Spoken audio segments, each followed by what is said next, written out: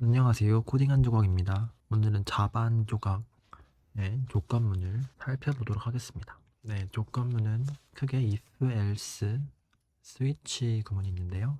if문부터 살펴보도록 하겠습니다. 먼저 예시를 보겠습니다.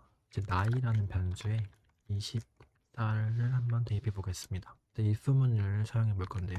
if는 만약이라는 뜻이죠. 만약 나이가 8보다 크다면 다음과 같이 성인입니다를 출력해 보도록 하겠습니다.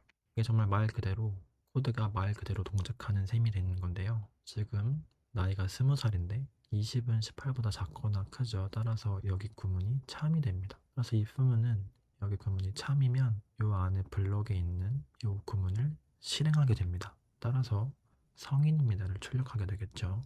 한번 실행해 보겠습니다. 네, 성인입니다를 출력한 것을 확인하실 수 있으십니다. 반대로 요 안이 거짓이면은 이걸 실행하지 않고 그대로 나오겠죠.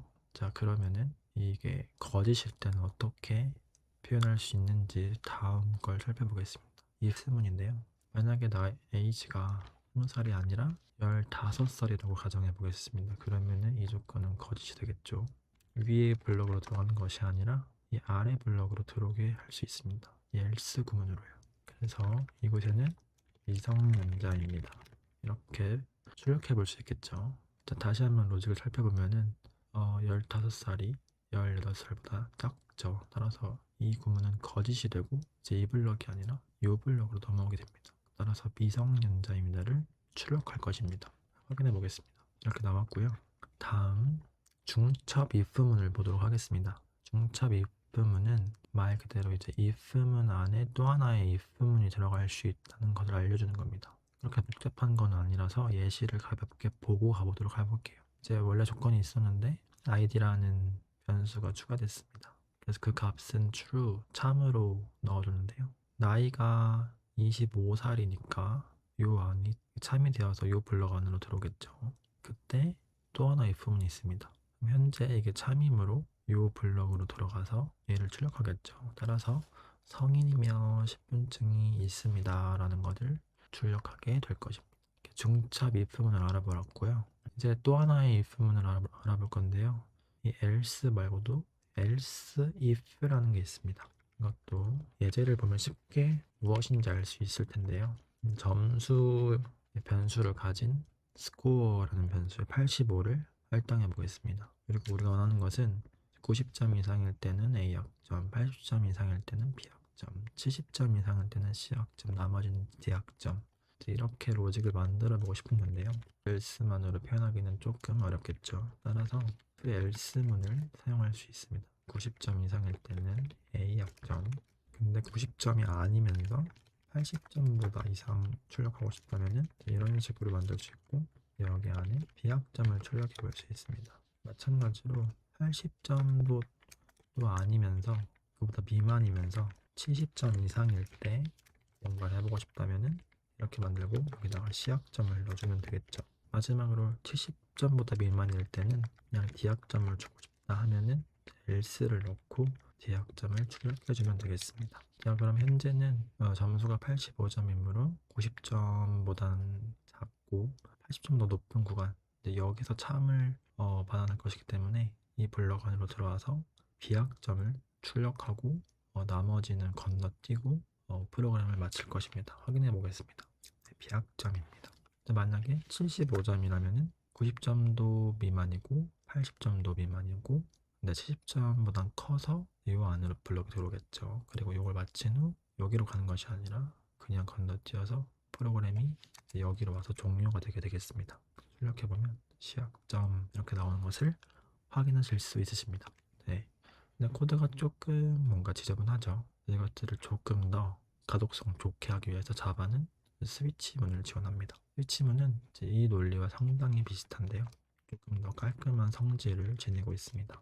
예제를 하나 들어볼게요. 예제는 세 번째 요일 이런 식으로 day에 3을 넣어봤습니다. 그리고 세 번째 요일이 무엇인지를 나타내는 day name이라는 변수를 만들어 보았는데요.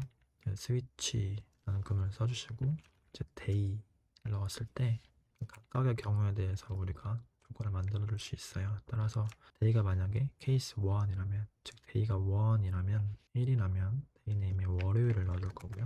만약에 데이가 2라면 화요일을 넣어줄 거고, 그리고 이제 현재처럼 데이가 3이면 우리는 수요일로 넣어줬고요. 나머지도 쭉 해볼 수 있겠지만 이제 나머지는 기타 요일로 만들어 보겠습니다. 스위치문에서 나머지를 표현할 때는 이런 식으로 else가 아니라 디폴트를 사용해주면 됩니다. 디폴트로 기타 요일 이렇게 넣어보겠습니다. 자, 그리고 마지막으로 데이 네임을 출력해 볼게요. 자, 그럼 우리가 원하는 값은 이게 3이니까 여기로 들어와서 수요일이 출력되어야 할 것 같죠. 하지만 확인해 보겠습니다. 기타 요일이 나오죠.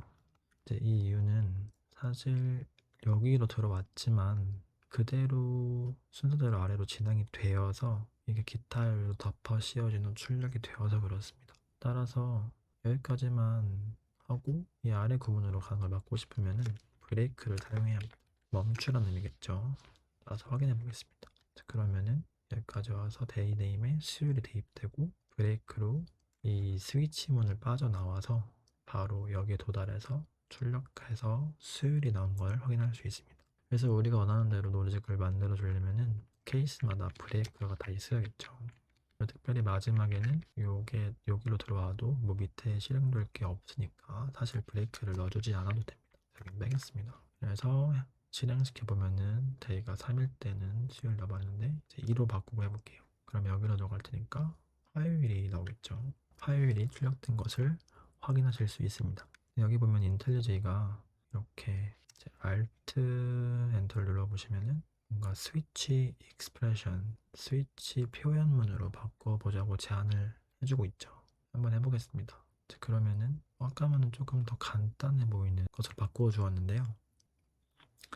이제 아까와는 다르게 아까는 사실 스위치 스테이트먼트였습니다. 스위치 절이겠죠. 근데 얘가 제안해 준 거는 스위치 얘는 스위치 x는 스테이트먼트 말 그대로 어떤 구문을 말하고요. 이런 구문을 말하고 expression은 어떤 것을 반환하는 구문을 말해요. 즉, 이 스위치 이 표현문은 이 경우일 때는 이제 바로 월요일을 반환해서 여기다 넣어주세요 라는 의미겠죠. 지금 2일 때는 여기로 들어와서 바로 화요일로 반환해주세요. 그래서 데이네임에 화요일이 들어가겠죠. 이렇게 뭔가 조금 더 깔끔한 문법으로 바꿀 수 있는 게 장점이고 자바 14 버전부터 이게 가능했던 걸로 알고 있습니다. 제가 지금 현재 쓰고 있는 버전은 자바 17이고요. 그리고 이렇게 아까는 콜론으로 각 경우를 구분해 뒀지만 현재는 화살표로 나타낸 것을 확인하실 수 있죠. 그래서 출력해 보겠습니다. 출력하면 화요일이 나오는 것을 확인하실 수 있습니다.